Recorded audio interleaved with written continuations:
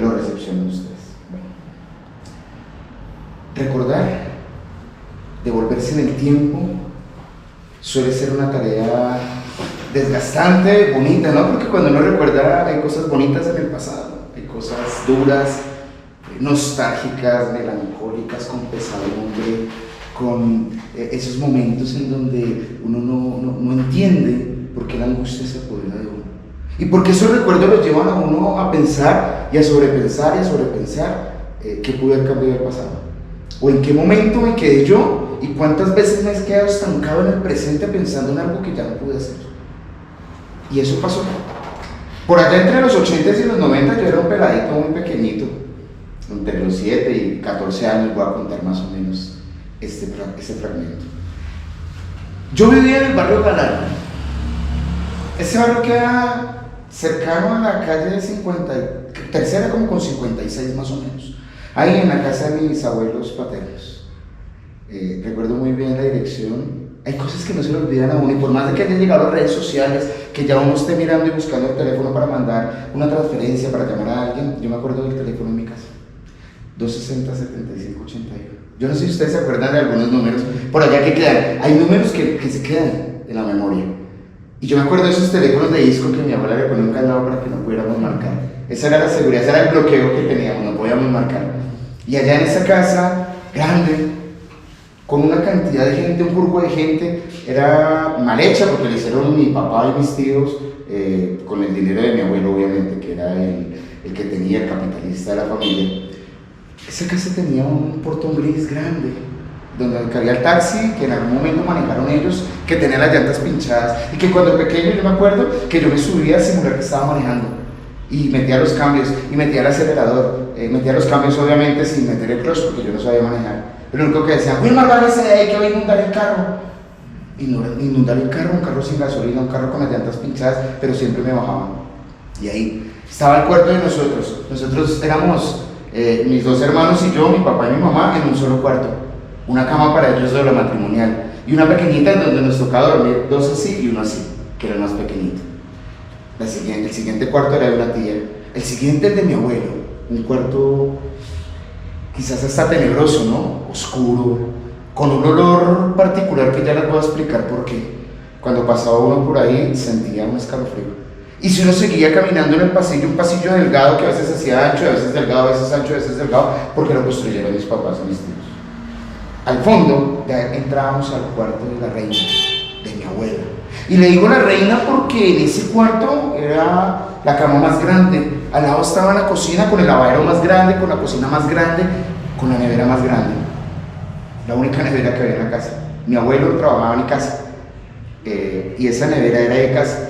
Ahí guardábamos todos el mercado. El de mi papá, el de mi mamá, el de mi tía, mi tío que vivía en el segundo piso y el de mis abuelos. Paralelamente, unos años después, voy a contar la historia también de mi abuelo materno, el señor Manuel Cárdenas. El señor Manuel Cárdenas vivía con mi tía y mi prima nomás, vivían solo los tres. Mi abuelo vivía en un cuarto con la cama más deshecha, con las tablas que marcaban, con el olor a viejo. Él se ponía gorritos de lana, andaba todo el día como en sudadera. Y cuando yo iba allá me sentía enajenado como a esa casa, porque en mi casa o en la de mi abuelo siempre había comida y allá escaseaba la comida. Igual las dos familias eran pobres. Mi abuelo mantenía la de acá y la de acá era mi tía, porque mi abuelo materno ya padecía algunas enfermedades que le impedían trabajar. Nunca los conocí jóvenes. Realmente el recuerdo que tengo de ellos siempre ha sido viejo. Mientras mi abuelo materno todavía era activo, mi abuelo paterno era activo, mi abuelo materno no lo era. Y en la casa de mi abuelo materno había una terraza muy grande donde estaban los animales, le encantaban los animales. Me acuerdo de la perrita Raiza, que era como una French Poodle enraizada con cocker, como con criollo, como una vaina toda extraña, que el único que le hacía caso era él. Y habían animales, me acuerdo tanto de Donald y Daisy, ¿sí? Dos animalitos bípedos con alas, uno diría son patos, pero no, eran gallinas, una gallina y un gallo. Donald el gallo y Daisy la gallina. Cuando yo subía a la terraza, Donald siempre trataba de atacarme con sus espuelas, siempre mandaba las patas hacia adelante y yo le tenía miedo a Donald. Yo siempre que subía a ver a mi abuelo hacer su trabajo, y ya les cuento cuál es el trabajo, Donald me tiraba a mí y yo me iba detrás de mi abuelo. Él ponía una butaca y empezaba a trabajar. Mientras Daisy me causaba gracia empezar porque Daisy no tenía pico. O sí tenía, pero se lo habían cortado. Mi tía se lo cortó tan mal cortado que le cortó y la lengüita le quedaba afuera. Y se lo cortó, es que para que no se comiera los huevos, los que nunca puso. En la casa de mi abuelo padecíamos de algunos enfrentamientos sociales como sociales de su época y de la época en la que yo crecí, que era como el alcoholismo del señor. Mi abuelo tomaba mucho trago y casi siempre que le pagaban su quincena llegaba a la casa con un pollo asado en la mano, que es una costumbre muy colombiana, a que no le digan nada, pero mi abuela no le comía cuento, y desde el fondo allá, desde la casa de la reina, desde su hogar, desde su aposento, gritaba de una manera muy formal, muy diplomática: este viejo grandoble y tantas, mire otra vez llegando tarde, ese es el ejemplo que le está dando a la familia, usted jarte y tómese la plata del mercado y a mí que me está dando, yo acá matándome, haciéndole el almuerzo a todos de guisa, como siempre en esta familia, acá no respeto, usted llega hincho, que no sé qué. Al fondo está el lavadero de mi abuelo, el grandote, y a este lado donde mi abuelo, en la entrada después del garaje de encontrar el carro, estaba el lavadero de nosotros. Esos lavaderos en donde lavaron a los niños y a los perros, la loza, la ropa, todos estábamos lavados ahí. A mí me sentaban ahí, mi mamá me echaba guardados, a veces con agua fría, a veces con agua caliente. Ahí lavábamos los pañales porque eran pañales de tela, le refregábamos con jabón coco cuando había, y si no con la Rioja, esa bola grande de jabón azul, yo no sé si se acuerdan, que uno empezaba a refregar y mi mamá me ponía a lavar los pañales de mi hermano. Pero ahí empezaba quizás el momento más álgido de nuestra infancia, y era asomarnos por las ventanas de cada cuarto a ver la contienda. Mi abuela desde el lado del lavadero de allá y mi abuelo desde el lavadero de acá, y ella gritando: viejo y tantas, porque no ha traído lo del mercado, porque se la pasa hartando, y mi abuelo desde acá: a mí no me joda, que yo soy el que estoy dando y yo soy el que trabajo. Y mi abuela desde allá cogía un baldado de agua y se lo lanzaba a mi abuelo, y mi abuelo cogía un baldado de agua desde este lavadero y se lo lanzaba allá, y yo empezaba a sentirme como en Goku, porque yo en ese tiempo veía Caballeros del Zodiaco y Goku, y yo sentía que mi abuela estaba haciendo como levando el kit, y mi abuelo desde acá, mi abuelo se parecía como Majin Buu, tiene un parecido físico a mí, con una barriga así grande, le decían el Buda, tenía las orejas así colgando como las mías grandes, y una mirada así perdida y curichupado. Mi abuelo era así, como yo básicamente. Dicen que mi abuelo se parece mucho a mí. Y en ese momento que empieza la contienda, ya después de la baldada de agua, esta vieja y no sé tantas, y nosotros desde la ventana mirando, porque eso era un espectáculo completo para nosotros. Él lanzaba un baldado de agua para acá, ella un baldado de agua para acá, pero empezaba a disolverse eso del agua y empezamos a darnos cuenta que ya no era solo agua, sino que ya empezaban a volar cucharas. Y volaba la cuchara pequeña, la del tinto, y de aquí para allá ya volaba la más grandecita, entonces tiraba un tenedor y tiraba un cuchillo, esos que no cortan, porque realmente era violencia intrafamiliar, pero nunca se hizo un daño letal, ¿no? Nunca un daño letal que llego y que locura mi familia, tengo que contar algo trágico, ¿no? De ese momento no, quizás más adelante sí. Y ya después de una cuchara venía el cucharón. Y mi abuela cogía el disco, como un disco, la tapa de la olla, y la mandaba así. Y yo sentía que mi abuela hacía como la genkidama, porque yo era un niño con una imaginación muy grande. Yo me imaginaba a mi abuela así haciendo, que por favor todo el poder de las mujeres que hacemos el hogar, en los maridos no la tienen montada y se la pasan jartando, trayendo pollo asado y creyendo que con eso remedian nuestra pobreza y nuestra indignación como damas, como mujeres, como femeninas que somos. Quiero que todas las cocineras, amas de casa, por favor se apoderen y manden todas las cucharas, platones, cucharones, que nos manden las ollas express, que nos manden las pailones, y que todo eso. Yo sentía que mi abuela estaba haciendo así, eso era una bola de aquí para allá, hasta que mi abuela en un momento u otro, dentro de la trifulca, dentro de todo eso que volaba de aquí para allá y allá para acá, se entraba a su cuarto. Aquí va el cuarto, un cuarto oscuro, lúgubre, frío, no tenía tapete, eso todo era en obra negra, no tenía tapetes, era el único cuarto que no tenía tapete. Y uno entraba y miraba siempre un periódico tirado en el piso al lado de la cama de mi abuelo, ahí en la cabecera. Esto suena un poco fuerte y quizás asqueroso, pero es real. Mi abuelo escupía en ese periódico. Todos diríamos que vaina tan asquerosa, pero mi abuelo escupía todas las noches ahí, porque los abuelos tienen una vaina, es que tienen una flema encarnada acá todas las noches, y él trataba de escupir, y a la mañana se volvía a su periódico y lo botaba a la basura. Y el periódico para él era todo, porque también se metía periódico entre los dedos de los pies. Así no le funcionara para él, en su cabeza creía que solo evitaba el sudor de los pies. Mientras tanto, en la casa de mi abuelo materno, las cosas desafortunadamente no cambiaban como mucho, porque era algo complicado. Así como estamos hablando del recuerdo, Cuesta decir cuando el abuelo de uno, cuando un familiar de uno, con alguien cercano a uno, hasta el miedo para uno mismo, empieza a perder eso que ya vivió. Y empieza a secarse su memoria de a poco, y su presente se empieza a volver lo único que tiene. Mi abuelo empezó a padecer de Alzheimer, mi abuelo materno. Y ya no se acordaba ni siquiera quién era yo, ni siquiera quién era mi mamá cuando íbamos de visita. A mi mamá le decía, ¿qué hubo, Bernardo? Bernardo era el hermano mayor de él. Y mi mamá, papá, quítese de acá, Bernardo, con su bastón siempre la echaba para un lado. Y a mí me decía, quítese, chino, de acá. Mi abuelo siempre tenía un monederito en el bolsillo y contaba unas monedas esas de peso, de 5 pesos, de 6 pesos, que ya no se utilizaban. Pero él siempre guardaba ahí. Él ya no tenía vida monetaria activa. Pero él, ¿qué hacía? Y es un oficio que se ha olvidado tanto, que yo me acuerdo que yo pasaba horas y horas, y gracias a mi abuelo materno conocí la paciencia. Era sentarme, verlo detrás de un butaco, empezar a golpear las ollas con un martillo, porque sí existió ese oficio, el de arreglar ollas. Yo nunca he entendido cómo carajos, nunca entendí cómo una olla con un hueco, él la reparaba y ya no se le salía el agua, y la reparaba con un pedazo de metal a la punta de martillo, sin pegantes, sin soldadura y sin absolutamente nada. Reparaba cada hueco, cada olla, le quitaba las abolladuras, y de esa manera mi abuelo todos los días dejaba las ollas limpias. Es más, la olla podía estar buena y mi abuelo subía y la martillaba y quedaba más bonita que como estaba antes. Y esa era una terapia para mí. Pero el Alzheimer hizo que mi tía, la que lo cuidaba, se desesperara, y se desesperaba tanto, que mis dos abuelos, tanto el paterno como el materno, carecían de algo esencial dentro de la sociedad para subsistir, para existir, para tener un valor dentro de ella. Carecían de aseo personal. Casi ninguno de los dos se bañaba. Mi abuelo siempre se ponía los mismos pantalones. Mi abuelo paterno era un pantalón como de paño, como un saquito azulito y como una camisa acá. Obviamente con la pipa así siempre se le salía la camisa por acá, pero él trataba de vestir elegante, pero se ponía la misma ropa cada 8 días. 8 días duraba, perdón, con la misma ropa. Y mi abuela era la que se lo lavaba. Obviamente madrazos y abatados de agua para él. Y el otro también era una sudadera y un gorro de lana, no lo puedo olvidar, una cabellera blanca, que cuando se la quitaba le quedaba así esponjada, no crespo como yo, pero algo lacio y con unos pelos ya amarillos. Y de esa manera, como se vestían, de esa manera no se bañaban. Y cuando mi abuelo materno lo metía al baño, mi tía, esto puede ser hasta fuerte, ¿no? Se metía al baño y yo me hacía en la orilla del baño, siempre con susto y con miedo, me ponía de rodillas y empezaba a escuchar lo que pasaba dentro del baño. Que se bañe, viejo, y fue tantas, y ¡pam! Sonaban los palmadones, como cuando suena cuando le pegan uno con el agua en la espalda. Y él decía, no me pegue más, no me bañen, déjeme grandolico, y tantas, porque se trataba de una manera muy fuerte. A mí me daba miedo ese momento. Lo vivía 1 o 2 veces al mes, sentarme ahí a escuchar a mi abuelo sin yo poder hacer nada, porque mi tía tenía cara de ogro, yo le tenía miedo a mi tía.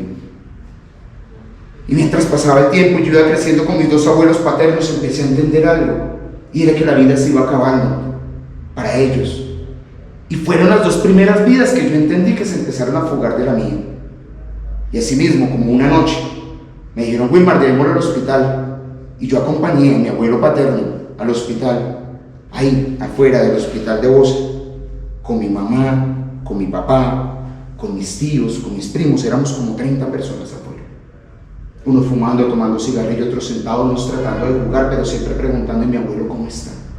Cuando de repente alguien sale y simplemente mi tía, la menor, se echa a llorar. Se desgonza encima de mi abuela que siempre le pegó. Mi abuela estaba con la mirada perdida, mirando hacia el horizonte, mirando hacia una cantidad de cosas menos a nosotros. No pronunciaba una palabra. Y aquí, en mi abuelo materno, mientras mi abuelo paterno estaba ya en eso, y me voy en el tiempo, porque ellos quebraron el espacio temporal. Yo llegaba un día de fiesta de adolescente a la casa, y yo iba muy tranquilo llegando a la casa. Yo vivía en el primer piso en ese momento, mi abuelo materno vivía en el segundo piso. Me dijeron, Wilmar, yo venía todo fiestero, todo, ¿qué hubo, mamá? ¿Qué hubo, papá? ¿Qué pasó? Todo el mundo está acá reunido, que no sé qué. Wilmar, por favor, seriedad. Seriedad, un pelado que viene enfiestado de 13, 14 años. Yo no entendía seriedad. ¿De dónde? ¿Qué pasó? No, es que su abuelo acaba de morir. Y mi abuelo paterno estaba ya moribundo, muerto, en el segundo piso, mientras mi abuelo paterno yacía también en la cama del hospital. Y nosotros, cuando escuchamos la noticia, fuera del hospital, yo sentí un escalofrío, un frío por dentro. Primero murió el paterno, un escalofrío, un frío que yo no entendía, porque quizás era mi primera pérdida. quizás porque después llegaron otras. Y aquí, en donde estaba mi abuelo materno, mientras me va subiendo la escalera, mi papá me dice, venga y se despide de su abuelo por última vez, venga y se despide. Yo voy entrando y me dice, Wilmar está en su cuarto. Mi abuelo materno estaba acostado en mi cama, tieso, pálido, con su cabellera esponjada, con su misma sudadera, oliendo lo mismo que siempre olía. Yo solo me acerqué y mi papá me dijo, tóquele la mano a su abuelo materno. Y yo lo toqué y estaba frío totalmente, con sus ojitos cerrados. Yo no entendía qué era la muerte. A mi abuelo paterno solo lo vi en el féretro, cuando lo llevaron al funeral. Allá decía, yo me lo imaginaba con miles de cosas. Yo me imaginaba miles de cosas cuando le dicen a uno su abuelo se murió. Uno no cree que se ha muerto y uno cree que abre ahí, todavía puede parpadear. Pero cuando abrieron la tapita del cajón, mi abuelo paterno tenía 2 algodoncitos en la nariz. Yo nunca pregunté de qué murió porque yo no sabía qué era la muerte. En cambio, la vi de cerquita en mi abuelo materno, que se quedó en mi cama. Yo no pude dormir en mi cama durante mucho tiempo. Ellos me enseñaron, si les contara, mi abuelo paterno me enseñó lo que fue Millos. Era de Millonarios y de su color contrario porque él era liberal y era una persona que le gustaba organizar Gaitán, y yo me volví de izquierda por ese man, y que el Che Guevara y que vamos por los liberales y los discursos yo los escuchaba, los del Che Guevara y toda esa vaina por mi abuelo paterno. Me enseñó también que no hay que pegarle a los niños porque era el único que decía en la casa, no me le peguen a los niños. Por mi abuelo paterno yo no camino descalzo en la casa. Póngase los zapatos, no caminen descalzo, póngase las chanclas. De mi abuelo paterno aprendí que ser el hombre en la casa a veces no es suficiente, ¿no? Ir a trabajar todos los días y que la otra se quede allá cocinando para el otro sin una vida diferente a esa. También aprendí que el alcohol llevaba a los puntos más extremos de las guerras sociales y de la guerra intrafamiliar. La violencia intrafamiliar no nació por el alcohol solamente, sino nació porque mi abuela se quedaba encerrada, nació porque era la dama de la casa, nació porque mi abuela también le pegó a mi mamá y le decía, ojalá, cuando estaba embarazada de mí, le decía, ojalá no le nazca esa cagadera. Y yo nací con tanta tristeza allá y tanta tristeza acá de ver cómo mi tía maltrataba a mi abuelo, que este me enseñó la paciencia. Nunca aprendí a arreglar una olla, pero entendí que después de que se le va a uno toda la memoria y el tiempo ya no regresa, y que usted vive lo que vive ahorita y ya no hay más y mañana me va a olvidar de esto, hay que empezar a hacer lo suficiente en cada segundo que uno está viviendo. Aprendí a matar a mis abuelos. Yo tuve que matarlos para no quedarme con sus costumbres malas, para olvidar todo eso que me carcome y tengo que sacarlo en este momento. Yo tuve que matar a mis abuelos para entender quién es mi madre.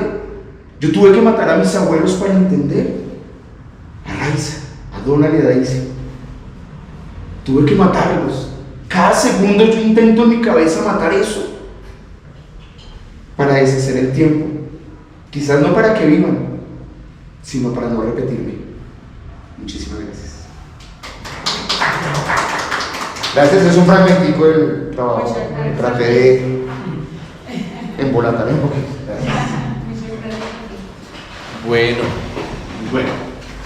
Bueno, muchísimas gracias por su asistencia. Esta función es supremamente íntima.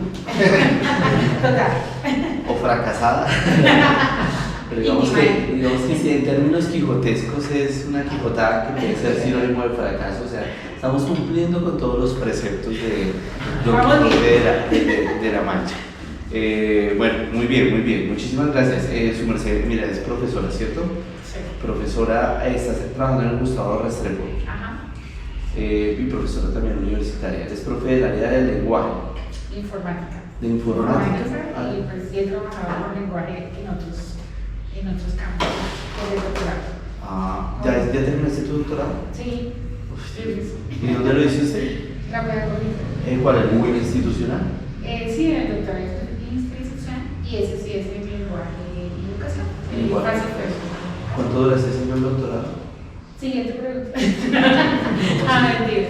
Todavía me suena 6 por eso. años larguitos. 6 años larguitos.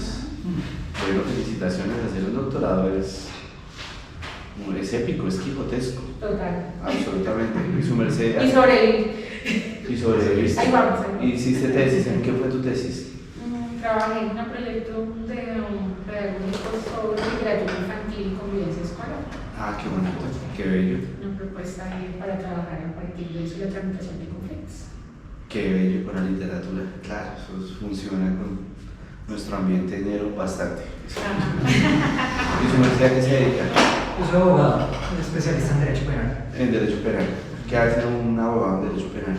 Porque yo no sé, para mí los abogados sí. Bueno, pues realmente tiene que ver mucho con el tema delincuencial. Ah, ok. Defensas en algunos casos o la representación de víctimas. Dependiendo pues la persona, asume un cierto rol. A defender, por ejemplo, puede ser defender al victimario Sí. o defender A la víctima. a la víctima. En ese caso, si vas a defender a un victimario, te tienes que despojar de Sí, claro, de se lo- tiene que liberar del lo prejuicio. moral. Porque precisamente la libertad, decirlo así, profesional, obliga a tener objetividad. Si uno prejuzga a quien va a representar, de entrada ya está embarrando. Tiene que despojarse y pues dar por sentado que hay una presunción de que no es inocente.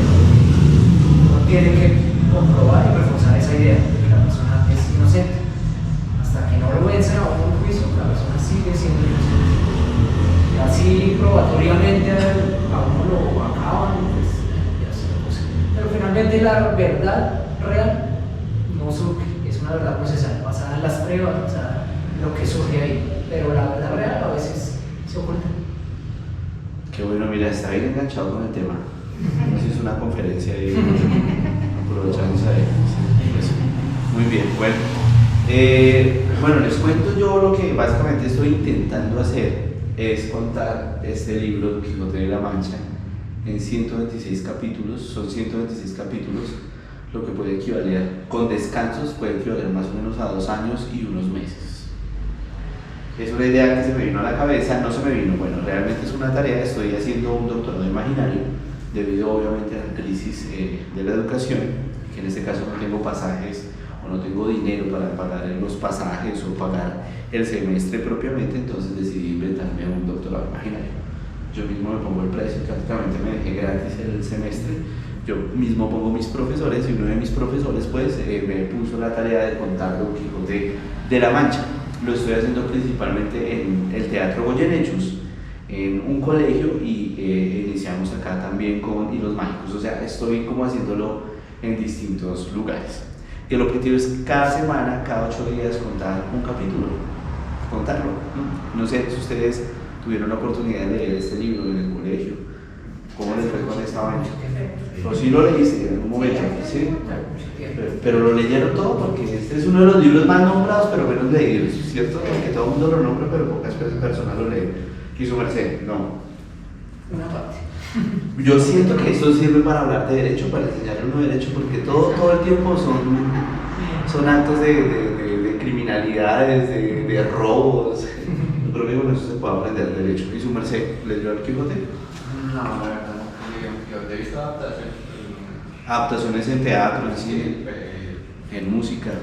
sí, más que todo así, o en la televisión. Sí, la película. Películas, sí. En el Chavo. En el Chavo. Sí. ¿Ustedes sí sabían que, por ejemplo, Pinky Cerebro parte de Don Quijote de la Mancha? Es una inspiración directa de el Quijote de la Mancha. Cerebro es como el Quijote y Pinky es como Sancho Panza, solo que en invierno, uno es chiquito y el otro es grande, pero es lo mismo, si se dan cuenta, siempre tratan de conquistar el mundo, que en última hacer lo que quiere Don Quijote de la Mancha. Yo intenté ser Don Quijote, pero por mi apariencia obviamente parezco más a Sancho Panza, que es por obvias razones, ¿no? Entonces, bueno, el día de hoy voy a contar el tercer capítulo. El tercer capítulo, eso está dividido en 2 partes. Cuento el tercer capítulo, y después del tercer capítulo viene algo que es la evaluación. Lo someto a ustedes a evaluación. No solo yo voy a hacer el ridículo acá, no solo me voy a estar enfrentando al lenguaje y a una historia difícil, sino que también puedo pasar al azar a uno de ustedes a que haga la evaluación. ¿En qué consiste? Yo voy narrando y representamos un pedacito teatralmente de la parte más importante del capítulo. Eso es. Bueno, puede pasar esto, yo había hecho como las precauciones que puede pasar cuando uno decide narrar durante tantos días una obra. Puede pasar que no haya público, puede pasar que lleguen muchas personas, puede pasar que lleguen pocas, pero pues el objetivo es que si llega 1, 2, 3, 10, 20, 30, 50 se haga con todo el profesionalismo y todo el dinamismo, porque justamente en eso consiste, después de la historia acá de los abuelos de mi amigo Wilmar. ¿Qué tal la historia de los abuelos? Bien, bien. Los abuelos paternos y maternos. Sí. Este sábado es el lanzamiento de este sábado noche. En Galería 419 van a estar los abuelos. Qué pena. Sí, no, tranquilo. Un apunte quijotesco. Esto es íntimo, si quieren hablar en algún momento. Sí. Mientras esta nos podemos poner a hablar. Si quieren levantar la mano también. Si se aburren, si comienzan a hablar entre ustedes, sí, también puede funcionar. Bueno, les voy a resumir entonces los 2 primeros capítulos. El primer capítulo habla de la historia de un señor que tiene 50 años, que para la época 50 años pues era ya muy anciano, porque el promedio de vida de la época, hablo de 1500, era más o menos de 30 a 40 años. ¿Sí? ¿Cuántos años tiene su merced? 34, o sea, ya usted ya estaría en esa época aproximándose a la muerte, básicamente. Yo ya estaría muerto, ¿sí? Yo 42 años y su merced también estaría en 38. 30, no, yo estoy muriendo. Usted estás muriendo. Y eso ustedes se imaginan porque pues por esa época había mucha peste y no había tanto control como ahora. La gente incluso a principios del siglo XX en Colombia se moría de gripa, una gripita. La hermana de José Asunción Silva se murió de una gripita que no lo reconocieron pues en la época. Entonces 50 años era un tipo ancianísimo. Vivía con una señora de 40 años, vivía también con una sobrina de 20, tenían una hacienda. Era un hidalgo, que significa etimológicamente hidalgo, hijo de algo, hijo de alguien. Heredó una especie de finca que sembraba, tenía animales, tenía distintas frutas, verduras que él debía trabajar. Se dedicaba también a la casa, o sea, era un señor, digamos que normal, tenía que trabajar. Sin embargo, en sus ratos libres, para la época, hablamos de 1600, no había televisión, no había radio, no había revistas, pues entonces se dedicaba básicamente a la lectura de libros de caballería.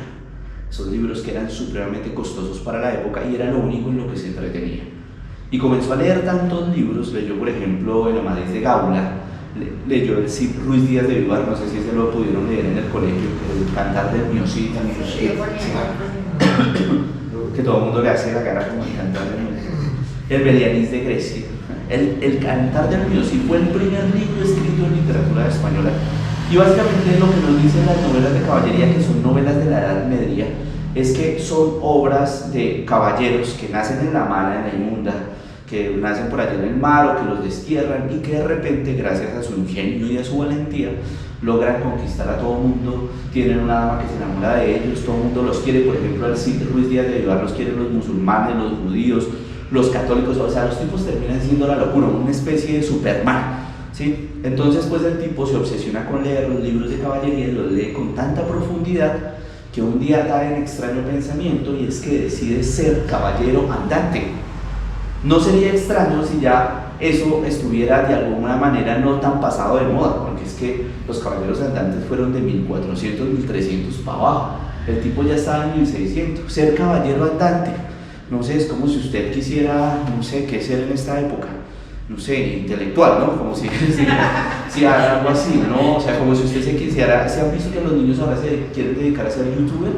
No, es como si usted quisiera ser abogado en estos tiempos. Ya uno le pregunta a un niño qué quiere ser y el niño dice quiere ser youtuber, ¿no? Ya pocas veces dice profesor o abogado. Pues entonces este señor decidió dedicarse a la caballería andante. Ustedes saben lo que implica eso. Entonces, pues primero se puso su nombre. Él se llamaba Quesada o Quijana, que eso no importa para los efectos de esta historia.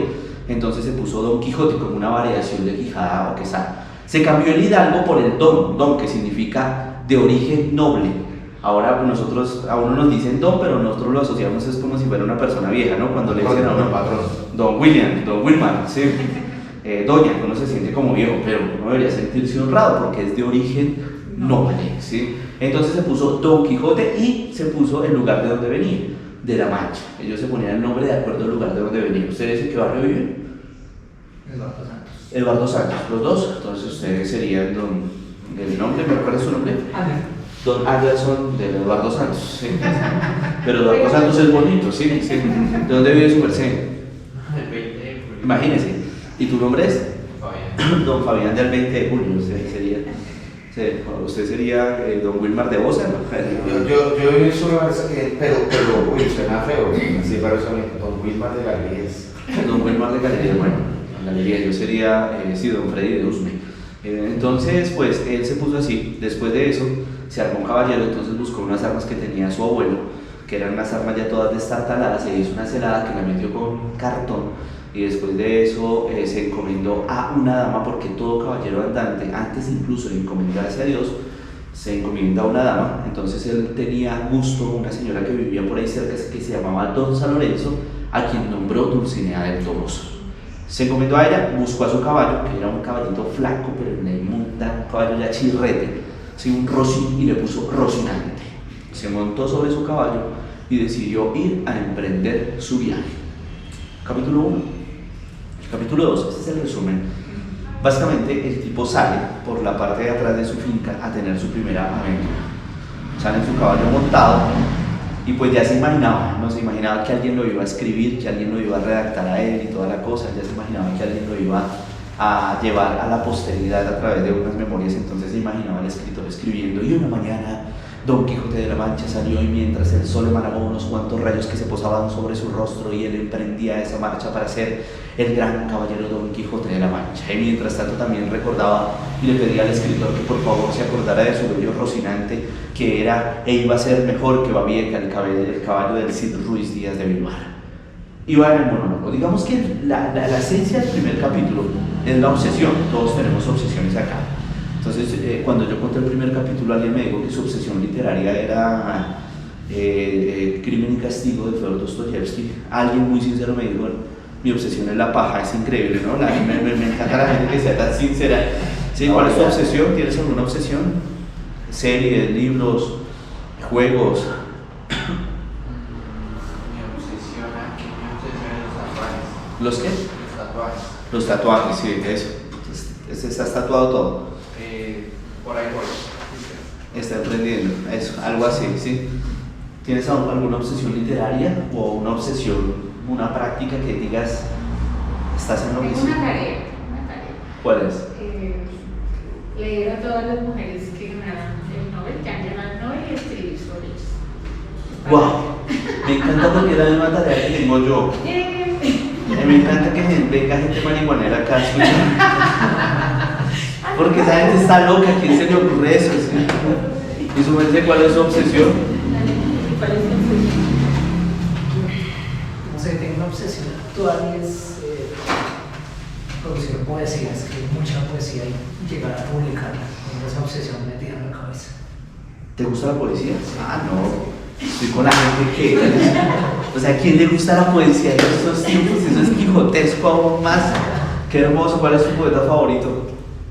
No, prefiero no tener como preferencias, sino conocer, descubrir cosas. Ah, excelente, me encanta. La poesía bellísima. Pues entonces esa es la esencia del primer capítulo. La esencia del segundo capítulo cuenta la historia que este tipo pues ya sale a tener su aventura, no le pasa absolutamente nada. Y no hay nada peor para un caballero que no le pase nada. Porque un caballero busca aventuras y no le pasa nada, ¿no? Va todo aburrido. Uno quisiera que a uno no le pase nada, pero uno está tranquilo y de repente el recibo del gas, el recibo de la luz, las deudas, hoy me hicieron un pago. Sí, todo.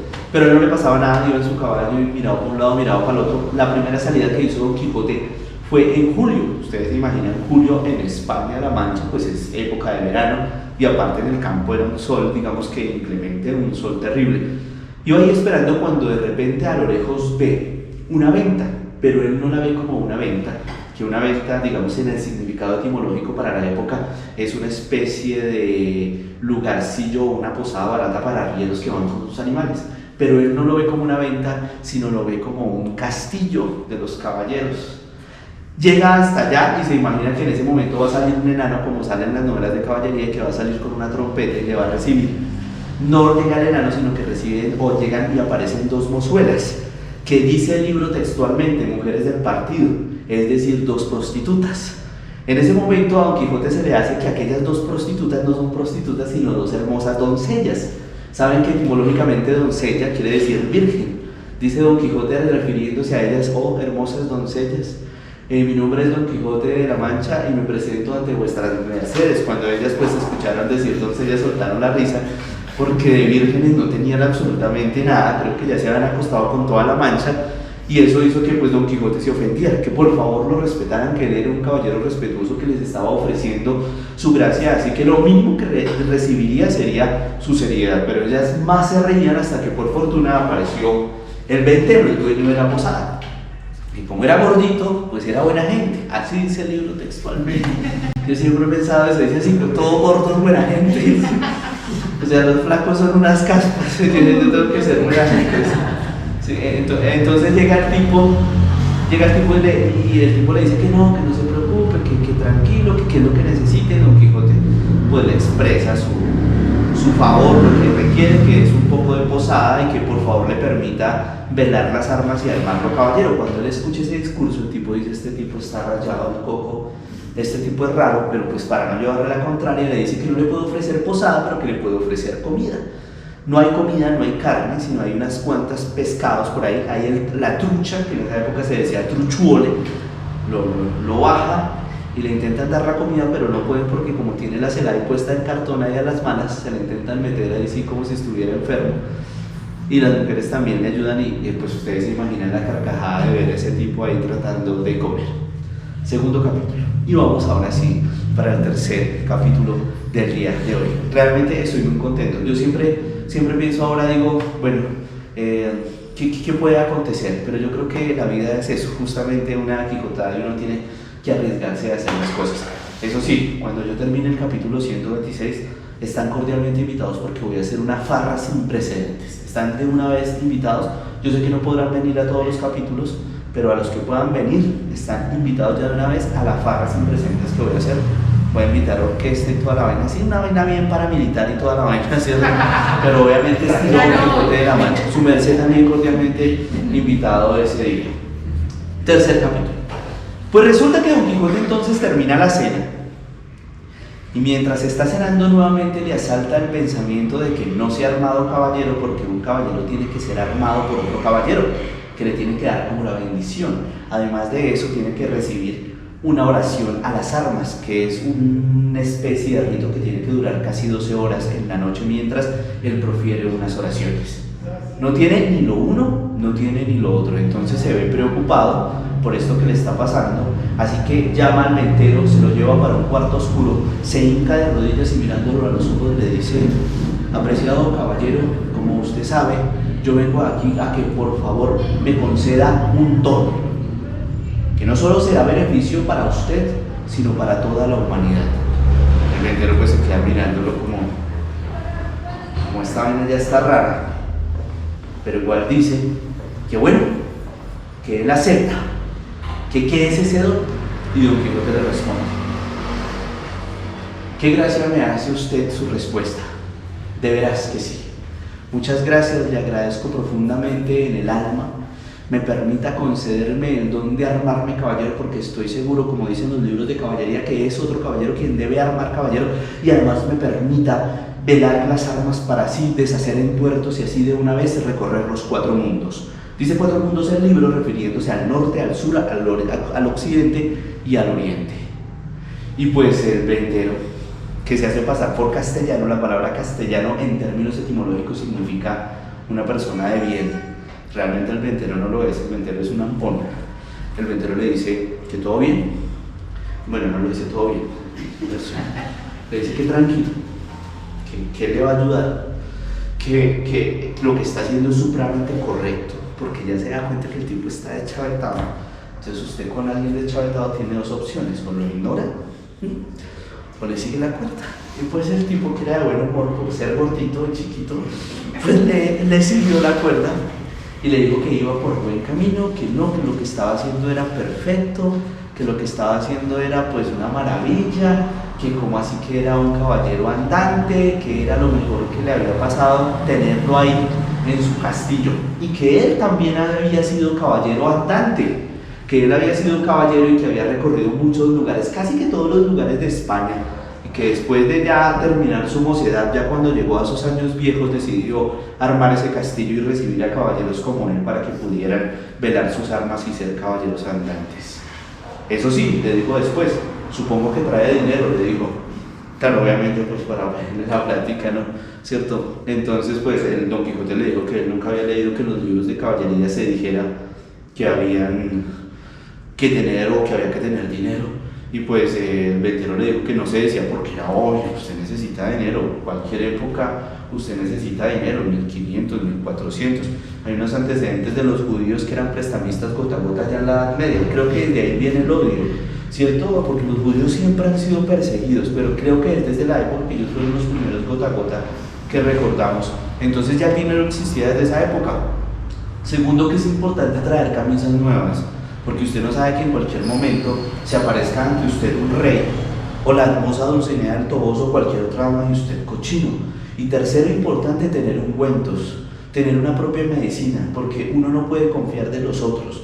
Y me parece muy acertado porque uno no puede confiar tampoco en las EPS, sino que uno debería tratar sus propios ungüentos, su acetaminofén, su ibuprofeno, y que era necesario entonces que él tuviera las tres cosas. Y Don Quijote le dijo que bueno, que tenía razón, que él iba a tratar de conseguir el dinero, los ungüentos y las camisas blancas y limpias para ser entonces un caballero andante, pero que por favor le rogaba de manera así profunda que le permitiera velar las armas en ese instante. El ventero le dijo que lamentablemente no contenía o no tenía en el lugar una iglesia, pero que las podía velar ahí en una pila de agua. Don Quijote entonces se emocionó, llegó con sus armas, que como les dije eran unos trastes viejos, los puso ahí sobre la pila de agua, comenzó a caminar de un lado para otro, profiriendo una especie de oración más bien esquizofrénica.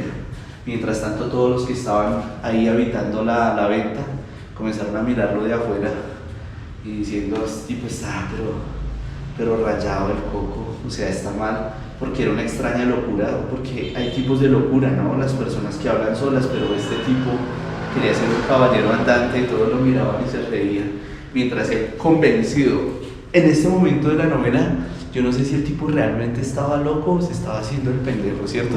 Es que a veces uno vive mejor feliz haciéndose el pendejo, y el tipo se iba de un lado para otro velando sus armas, cuando de repente aparece un arriero que iba con su mula. Lleva su mula y pone a la mula a beber. Como la pone a beber ahí donde está la pila, pues le quita las armas. ¿Saben lo que pasó? Se mete en una ofendida Don Quijote de la Mancha, que elevando su mirada al cielo dice: oh querida Dulcinea del Toboso, aquí este cautivo corazón, por favor pido que te recomiende con tu ser para que pueda enfrentar esta primera aventura. Aunque esta persona pues me ha desafiado y quiere que yo definitivamente los haga porque me ha profanado mis armas. Y pues de una vez saca la daga, saca la espada y se la manda a la cabeza, ocasionando que el pobre arriero termine por allá quién sabe dónde. Otro arriero no se da cuenta de lo que sucede, y ese también llega a poner las armas, a darle de beber a la mula, y esta vez quita las armas con más violencia, y ahí sí Don Quijote pues se ofende más, se mete severa ofendida, y ahí sí otra vez mira al cielo: oh vuestra Dulcinea del Toboso, oh agradezco esta primera batalla que me ha correspondido, esta primera batalla en la que debo enfrentar a este follón y malnacido canalla. Follón no era lo que significa ahora, que follón es follón de follón, no, sino follón era como de imbécil. Se puede revisar la etimología. Canalla, que significa jauría de canes, jauría de perros. Estos malnacidos canallas, follones, hijos y de putas, no, todavía no estaba hijo de putas, sino y de putas, que han venido a desafiar mis armas, desgraciados. Aquí te impongo, Dulcinea del Toboso, para que veas a este gran caballero que por ti puede hacer y emprender cualquier aventura. Y saca la daga y comienza a darle durísimo al pobre, que lo termina reventando por allá lejos. Las personas que estaban ahí mirando la situación pues ya se preocuparon y comenzaron a gritar: loco, ese tipo está loco, él es duro. Y comienzan a lloverle piedras y le tiraban piedras, y claro, Don Quijote trataba como de esquivarlas y todo el mundo le daba piedras, mientras el ventero: espere, no le peguen al tipo, que el tipo está llevado, el tipo está loco, y si ustedes le pegan pues los culpables van a ser ustedes, porque pues la ley lo va a favorecer a él, ya no lo golpeen más. Y claro, Don Quijote, que escucha que el ventero dice eso, pues se da cuenta que el ventero también estaba tomando del pelo, así que le dice: pollón y de puta, usted también debería estarme respetando porque yo soy el caballero andante, ustedes no saben de mí, ustedes no saben quién soy yo. Y le daban duro hasta que por fin el ventero logra detenerlos y calmarlos y decirle que por favor, y acercarse a Don Quijote y decirle que qué pena, que todo bien, que tranquilo, que se tranquilizara, que ya todo iba a estar bien. Don Quijote entonces, pues así como medio golpeado, con la celada, con su adarga, con su espada, le dice entonces el ventero que qué pena, que la gente pues se enfureció un poco, pero que los entendiera. Y Don Quijote ahí se tranquilizó. Llegó el ventero y le dijo que no se preocupara, que le iba a velar las armas y lo iba a armar caballero, porque se dio cuenta que ya le iba a ese tipo a causar problemas, entonces que lo iba a hacer ya, que ya lo iba a armar caballero, que ya, para que el tipo se fuera y listo y no jodiera más.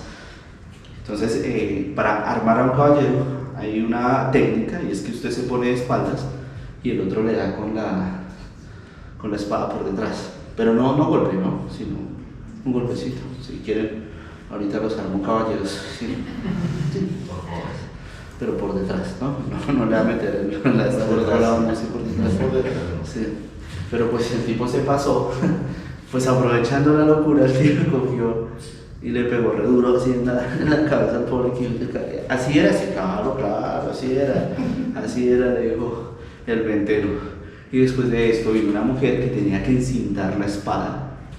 Ella lo hizo, que realmente era pues una campesina del lugar, creo que era la prostituta también, se acercó, le metió la espada y Don Quijote quedó pues muy agradecido con la mujer y le preguntó que cómo se llamaba y ella le dijo que se llamaba Tolosa. Así que le pidió el permiso de llamarle doña, le dijo: doña Tolosa, discúlpeme usted, ahora yo estoy a vuestra merced para lo que usted me requiera. Porque algo que tiene una caballería andante es la lealtad. Un caballero es re leal, o sea, le da su nombre y ese es así. No se ha encontrado todavía con Dulcinea del Toboso, vamos a ver qué pasa en futuros capítulos, pero nos daremos cuenta de esa lealtad. Después llegó otra mujer que le ayudó con sus escudos, le preguntó el nombre a ella y ella le dijo que se llamaba la Molinera, así que le puso Doña Molinera y también le prometió que iba a estar siempre a su servicio. Le dieron la bendición, se armó con toda su indumentaria, con su espada, se puso sus botas y se sintió muy feliz porque ya era nombrado caballero andante y ya le habían velado sus armas.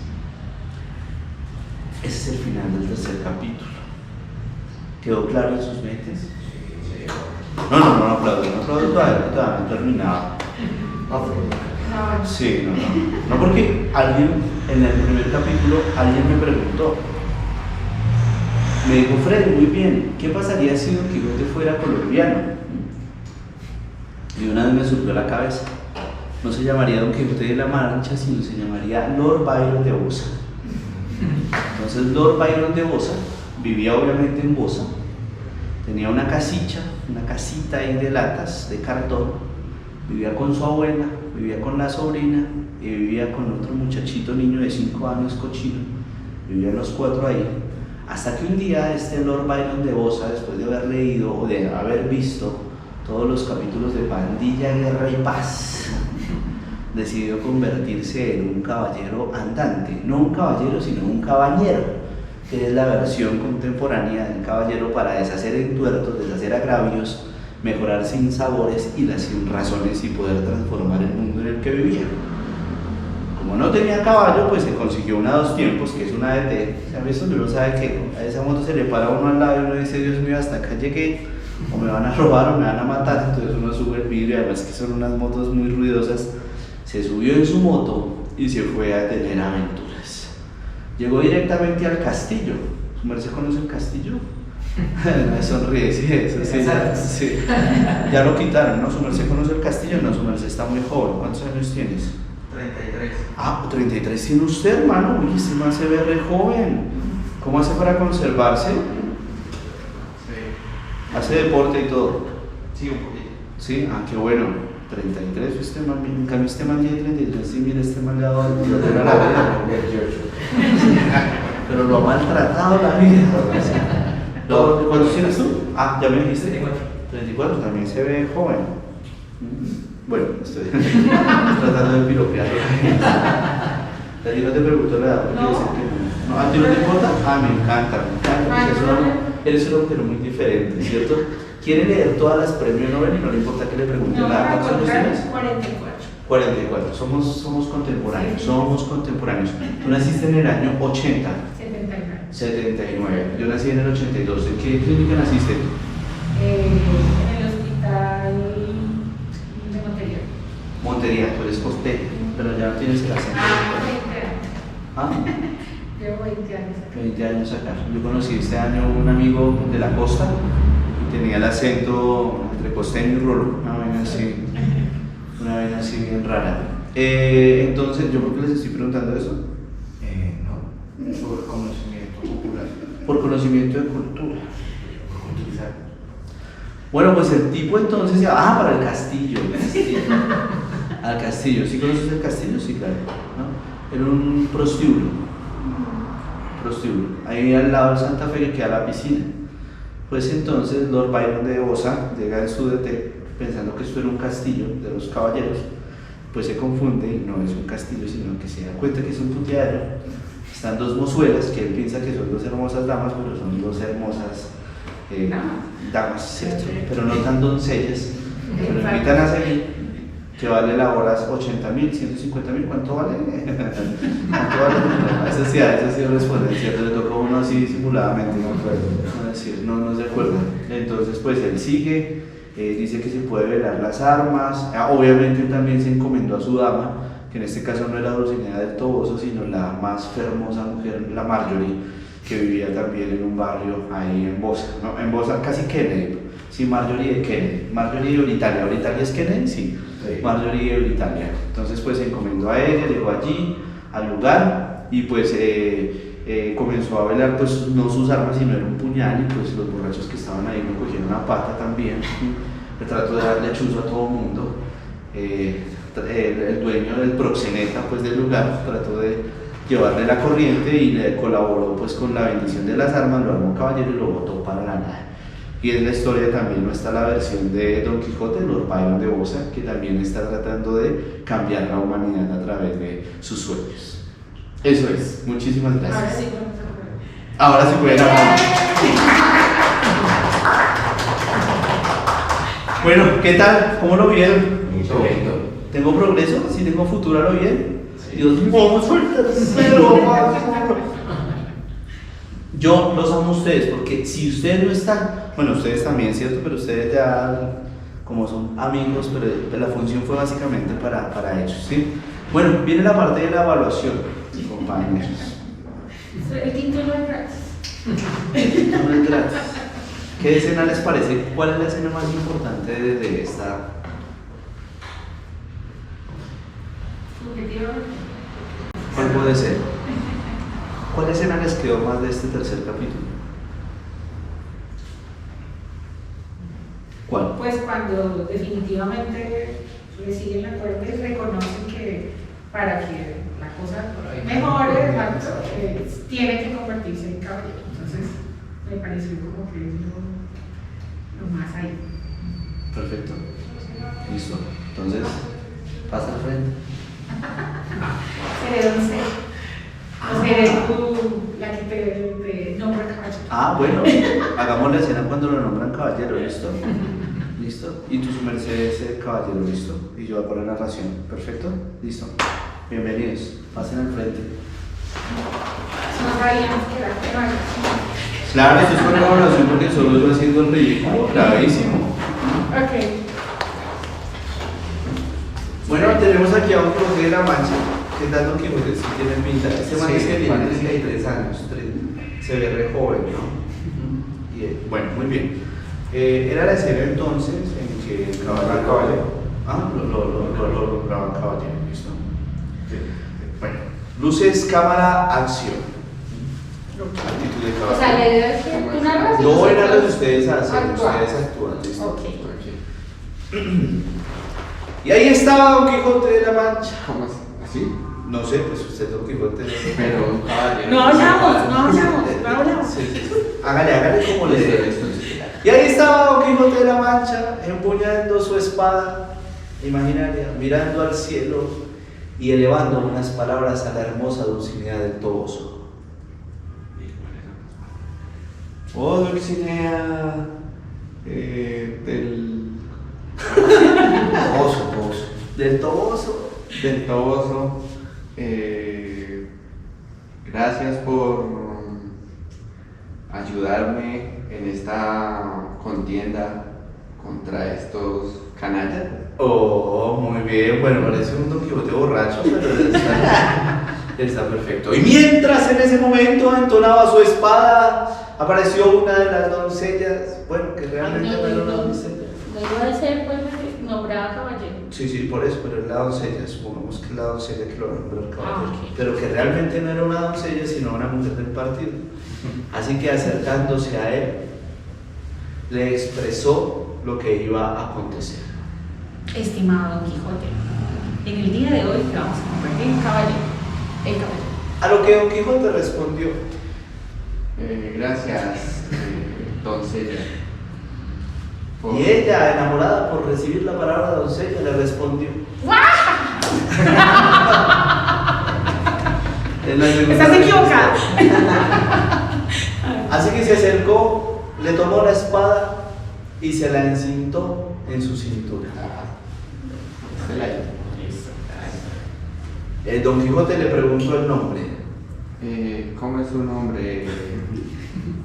Noble doncella. Bueno, Tolosa.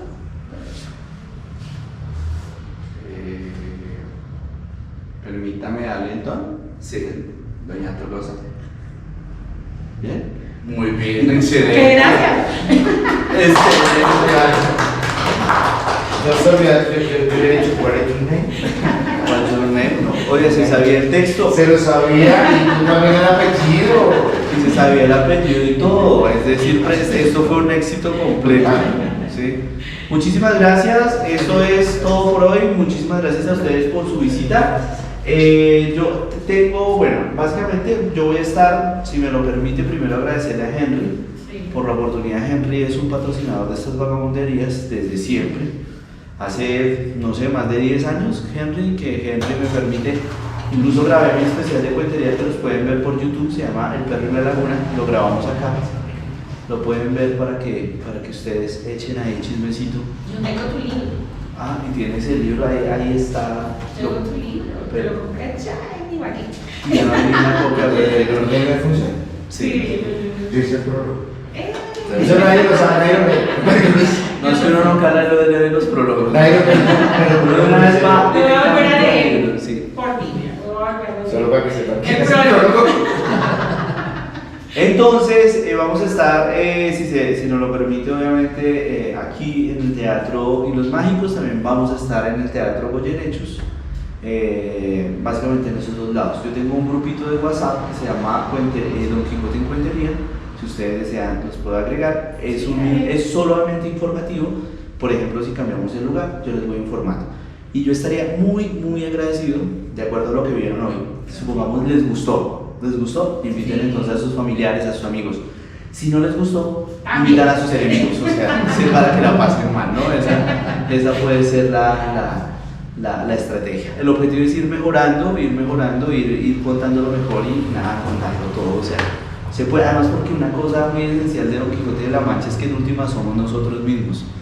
Los deseos de buscar y cambiar la vida, de ser mejores y buscar unidades en una época en que ya todo ha pasado de moda. Eso era. Entonces, muchísimas gracias, que tengan un buen regreso a casa. Quisiéramos invitarles a una copita de aguardiente si la desean. Perfecto. Bienvenido. ¿Me das unas copitas? Gracias. Ok. Listo.